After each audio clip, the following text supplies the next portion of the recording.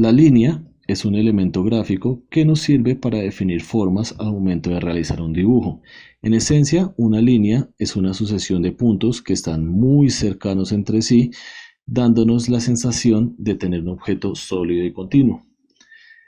Es un elemento bidimensional que por tanto no existe en el mundo real, ya que al no tener tres dimensiones, no es algo que podemos palpar, es simplemente la representación de un concepto. Como línea la podemos clasificar en dos grandes grupos, el grupo de las líneas rectas y el grupo de las líneas curvas. Las líneas rectas son líneas donde sus puntos se suceden uno al otro en una misma dirección, sin cambiar nunca de dirección. Y las líneas curvas son líneas donde sus puntos están cambiando siempre gradualmente de posición y de dirección, por lo tanto, nos describen una trayectoria curva. Sumada a esta, podemos tener otras dos clasificaciones, según su forma, que son las líneas quebradas, que consiste en pequeñas secciones de líneas rectas que en algún momento uno de sus puntos cambia de dirección para generar quiebres. Estas son las líneas quebradas. Y las otras serían las líneas mixtas,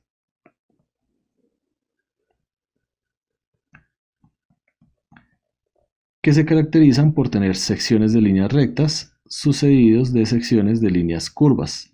De esta manera podemos generar diferentes tipos de formas, alternando entre una sección de una línea recta y una sección de una línea curva, o a veces cambiando las posiciones o la dirección a la que apuntan los puntos en una sucesión de líneas rectas.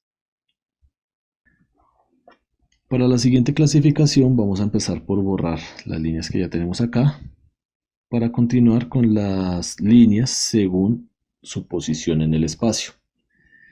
En esta categoría tenemos líneas verticales, líneas horizontales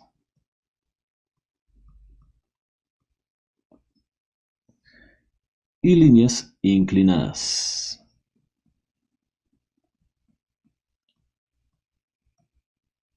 Las líneas verticales se caracterizan por ser líneas que van de arriba a abajo o de abajo a arriba.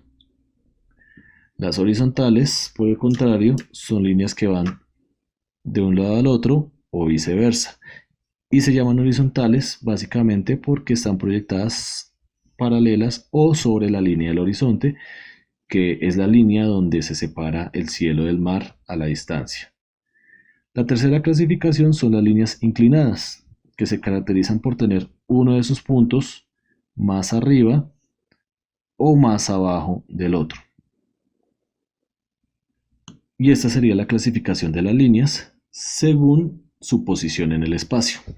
Para la tercera clasificación, que es las líneas según su relación entre sí, nos encontramos con cuatro categorías. La primera son las líneas paralelas. La segunda son las líneas convergentes.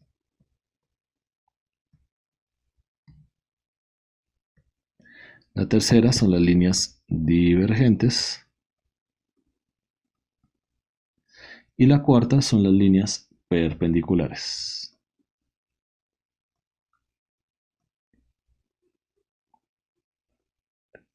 En las paralelas encontramos líneas que siempre van a guardar su distancia una con respecto a la otra. ¿Qué quiere decir esto?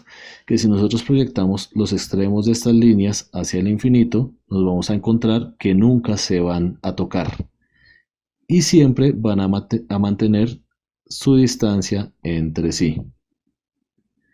Esto es lo que hace que se llamen líneas paralelas. Una siempre va a ir paralela a la otra. Algo así como las carrileras de los trenes, por ejemplo. Las líneas convergentes, por el contrario, aunque parten de puntos diferentes como las paralelas, va a llegar un momento donde sus caminos se van a encontrar y se pueden cruzar en un punto al momento de proyectarlas. Estas pueden ser dos o más líneas Lo importante es que cuando lleguen a un punto van a converger.